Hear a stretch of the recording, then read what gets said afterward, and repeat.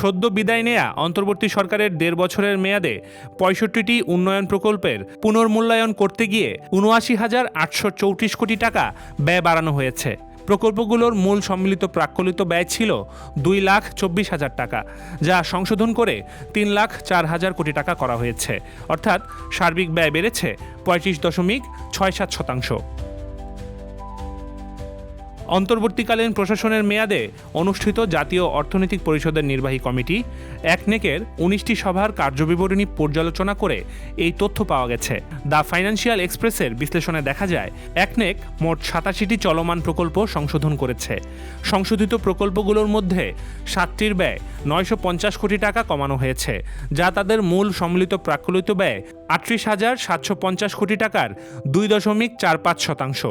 আরও ১৫টি প্রকল্পের ব্যয় অপরিবর্তিত থাকলেও সেগুলো বাস্তবায়নের মেয়াদ বাড়ানো হয়েছে।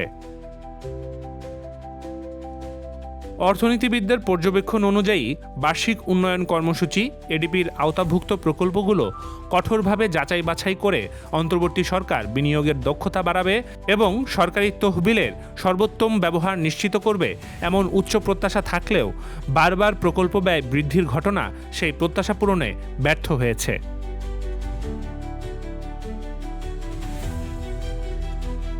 পর্যালোচনায় দেখা যায়, আওয়ামী লীগ সরকারের পতনের পর ২০২৪ সালের ৮ আগস্ট অন্তর্বর্তী সরকার দায়িত্ব নিলেও এনইসি ও একনেক পুনর্গঠনের পর সে বছরের ১৮ সেপ্টেম্বর প্রথম একনেক সভা অনুষ্ঠিত হয়।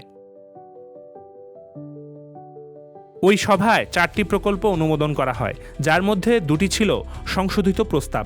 এর মধ্যে চলমান বাখরাবাদ মেঘনাঘাট হরিপুর গ্যাস সঞ্চালন পাইপলাইন নির্মাণ প্রকল্পের মূল ব্যয় ১,৩০৫ কোটি টাকা থেকে বাড়িয়ে ১,৫৭১ কোটি টাকা করা হয়।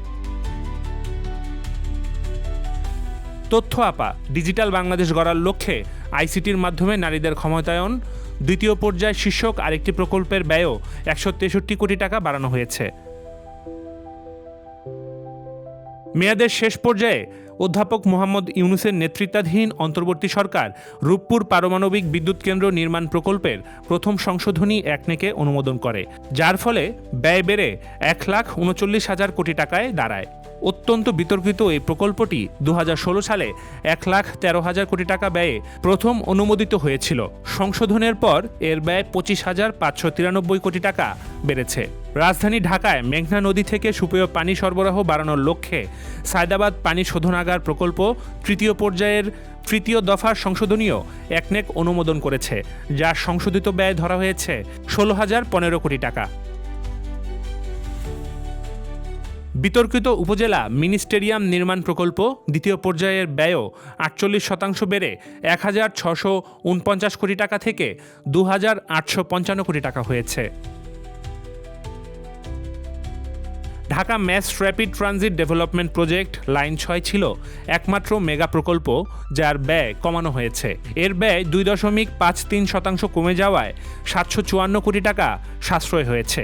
মূলত স্টেশন প্লাজা উন্নয়ন এবং জমি অধিগ্রহণ সম্পর্কিত ১,৫০০ কোটি টাকার বেশি মূল্যের বিভিন্ন বিষয় যৌক্তিকীকরণের মাধ্যমে এই সাশ্রয় করা হয়েছে। News desk, the financial express.